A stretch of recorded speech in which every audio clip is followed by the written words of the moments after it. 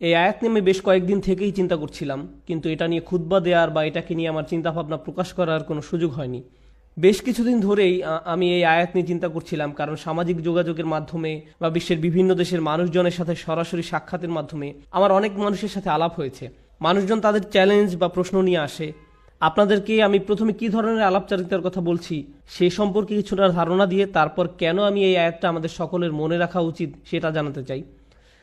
আমরা এখন এমন এক সময়ে বাস করছি যখন আমরা অনেক বিভ্রান্তির ধাঁধায় পড়ে আছি। আমাদের সকলের অনেক প্রশ্ন আছে।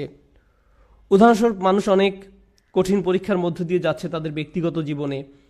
যখন একজন বিশ্বাসী তার দিন সম্বন্ধে খুব ভালোভাবে জানে এবং তার আল্লাহর কিতাব সম্পর্কে জানে এবং তার অনুধাবন করে সেই প্রশান্তি, আন্তরিক পরামর্শ এবং আল্লাহর কিতাব যে উপশম প্রদান করে, তার প্রেরিত নবী সাল্লাল্লাহু আলাইহি ওয়াসাল্লাম সুন্নাত থেকে যা পাওয়া যায়, তখন তার আল্লাহর দিনে প্রশান্তি পায়। কিন্তু এখন আমরা এক অদ্ভুত সময় বাস করছি। আমরা এটাকে তথ্যের যুগ বলি, কিন্তু আমাদের বেশিরভাগই আমাদের নিজেদের ধর্ম সম্বন্ধে বেশি কিছু জানি না। আমরা সত্যিই জানি না কিভাবে আমাদের কিতাব এবং আমাদের বিশ্বাস এবং আমাদের ধর্মগ্রন্থ আমাদের উপশম দিতে পারে।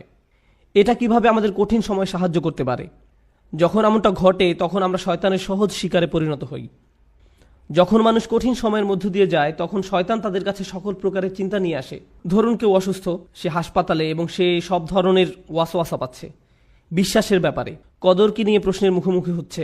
মানুষ চাকরি হারিয়ে ফেললে, বিয়েটা সুখকর না হলে, লেখাপড়ার ক্ষেত্রে মুশকিল দেখা দিলে, আপনি যে সমস্যার মধ্যে দিয়ে যান না কেন, বা স্বাস্থ্য সংক্রান্ত কিছু হতে পারে, এমন ক্ষেত্রে প্রশ্ন করতে শুরু করা খুব সহজ। আল্লাহ কি আদৌ আমাকে ভালোবাসেন? তিনি কেন আমার সাথে এমন আচরণ করছেন? আমার কি দোষ ছিল যে আমি এই সমস্যায় পড়ব? আমি এত দোয়া করলাম, আল্লাহ তাতে সাড়া দিলেন না, সে কোনো পরোয়াই করলেন না।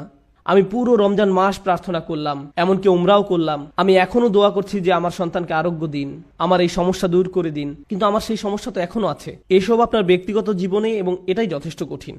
উপরন্তু সারা দুনিয়ায় একটা সংকটকাল চলছে।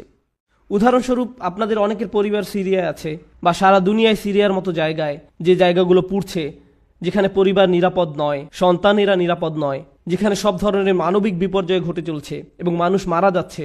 ব্যাপারটা অনেকটাই যেন রাসূল সাল্লাল্লাহু আলাইহি ওয়াসাল্লামের বাণীকে পূর্ণ করার জন্য, যে হত্যাকারী জানবে না যে সে কেন মারছে, আর যাকে হত্যা করা হচ্ছে সেও কারণটা জানবে না। এমন এক সংকটময় পরিস্থিতিতে অনেক মানুষ প্রশ্ন করা শুরু করে যে কেন আমরা ব্যক্তিগত জীবনে তো বটেই, এমনকি সারা দুনিয়ায় পাগলাটে ঘটনা ঘটে চলছে। এই সব কিছুতে আল্লাহ কোথায়? তিনি কি এইসব সমস্যা দূর করতে পারেন না? এমন তো না যে আমরা দোয়া করছি না। কুনুতে নাজিলা প্রতি রাতেই সারা দুনিয়ায় মসজিদে পড়া হচ্ছে। আল্লাহুম্মা সুরিল ইসলাম ওয়াল মুসলিমিন, আইজিল ইসলাম ওয়াল মুসলিমিন। মুসলিমদের সহায়তা করুন, ইসলামকে সহায়তা করুন, মুসলিমদের শক্তি দিন, ইসলামকে শক্তি দিন। হে আল্লাহ, আমাদের দিনের শত্রুদের বিরুদ্ধে শক্তি দিন। মনে হচ্ছে যে শত্রুরা দিন দিন আরো শক্তিশালী হচ্ছে আর বেশি বেশি করে রক্তপাত ঘটাচ্ছে। সেই মুহূর্তে কোনো ব্যক্তি তার ধর্ম নিয়ে খুবই হতাশ হয়ে যায় এবং চিন্তা করা শুরু করে এসবের কোনো মানে হয় না, আমি কেন দোয়া করব, কিছুই তো বদলাবে না। এটা কিন্তু আসলে খুব সার্বজনীন একটা সমস্যা। এই সমস্যার ফলাফলস্বরূপ কিছু জিনিস ঘটে। কিছু মানুষ দোয়া করাই বন্ধ করে দেয়। শুধু দোয়াই নয়, এমনকি তারা নামাজ পড়াও বন্ধ করে দেয়, পরোয়া করে না। নামাজকে আল্লাহ এভাবে বর্ণনা করেছেন যে এটা একটা সুরক্ষা, এটা একটা সুরক্ষা। ইন্না সালাতা তানহা আনিল ফাহশাই ওয়াল মুনকার। নামাজ আপনাকে সব ধরনের লজ্জাহীনতা, অশ্লীল আচরণ এবং সব ধরনের ক্ষতি থেকে রক্ষা করে, সব ধরনের ক্ষতি থেকে রক্ষা করে। সুতরাং আল্লাহ যখন এমনটা বলেন এবং কোনো ব্যক্তি নামাজ ত্যাগ করে, তখন তারা আসলে সরাসরি শয়তানের শিকারে পরিণত হয়, সব ধরনের খারাপ কাজ করে যাবে এবং যে করছে সে বুঝতেও পারবে না যে সে কেন এই কাজটা করছে। এরপরে এমন মানুষও কিন্তু আছে যারা অত দূর যায়নি, তারা এখনো দিনের উপর অধিষ্ঠিত আছে, তারা এখনো দিনকে ধরে রেখেছে, কিন্তু তারা কোনো মতে ধরে আছে, কোনো ক্রমে ধরে আছে, তারা কোনো ক্রমে জুমার নামাজে আসে, এমনকি সেটাও তার জন্য সংগ্রাম। কিছু মানুষের অবস্থা এত খারাপ হয়ে যায় যে তারা একটা মসজিদের ভিতর বেশি সময় থাকতেও পারে না। যদিও কোনো কারণে তারা থাকে, তাহলে অস্বস্তি বোধ করা শুরু করে। এমন ঘটনা ঘটে। আমার এমন অনেক মানুষের সাথে সাক্ষাৎ হয়েছে। আমি মনে করি না যে তারা খারাপ মানুষ। যাই হোক, আমি মনে করি কিছু মৌলিক বিষয় ঠিক ছিল না, কিছু নির্দিষ্ট চিন্তা, কিছু নির্দিষ্ট ধারণা, কিছু নির্দিষ্ট অনুভূতিতে ভুল আছে। আর সেই ভুল অনুভূতির কারণে একজন খুব বিপজ্জনক পথে চলে, সেই পথে যেটা পথভ্রষ্টতার দিকে নিয়ে যায়। এদিকে সূরা হাজের শুরুতে আল্লাহ আযজা ওয়া জাল্লা বলছেন সেই সব মানুষের কথা যাদের কাছে মানুষকে পথভ্রষ্ট করার কার্যপ্রণালী আছে, খারাপ মানুষ যারা কোনো জ্ঞান ছাড়াই আল্লাহর বিরুদ্ধে তর্ক করে, এরা আর কিছু চায় না। মাই ইউজাদিলু ফিল্লাহি বিগাইরি ইলমিন ওয়ালা হুদাও ওয়ালা কিতাবিম মুনির। কোনো ব্যক্তি আল্লাহর ব্যাপারে তর্ক করে, বিতর্ক করে এবং ধর্মকে ঘৃণা করে এবং আল্লাহকে ঘৃণা করে, নবী সাল্লাল্লাহু আলাইহি সাল্লামকে ঘৃণা করে এবং তাদের কোনো ধারণাই নাই যে তারা কেন বিতর্ক করছে, পথ নির্দেশনাও নেই, কোনো আলোকিত চিন্তার আলোকেও তারা কাজটা করে না, অভিযোগ করার জন্যই অভিযোগ করা। সেই ধরনের মানুষগুলোর জন্য শুধু এটা যথেষ্ট নয় যে তারা বিভ্রান্তিতে আছে, তাদের আসলে অন্য কাউকে ভুল পথে পরিচালিত করতে হবে। সেটা একদল মানুষ। কিন্তু এই দলের মানুষদের নিয়ে আমি আজ কথা বলবো না। আমি কথা বলবো এর পরের যে দল, তাদের নিয়ে, যারা কিনারায় আছে, আক্ষরিকভাবেই যারা প্রান্তে আছে। কুরআন তাদেরকে এইভাবে বর্ণনা করছে, অমিনান নাসি মান ইয়াবুদুল্লাহি আলা হারফ। আমি এটার এভাবে অনুবাদ করব যে মানুষের মধ্যে এমন কেউ আছে যে আল্লাহর উপাসনা করে একদমই কিনারায়। তারা আল্লাহর উপাসনা করে কিন্তু পর্বতের একদম খারাপ প্রান্তে।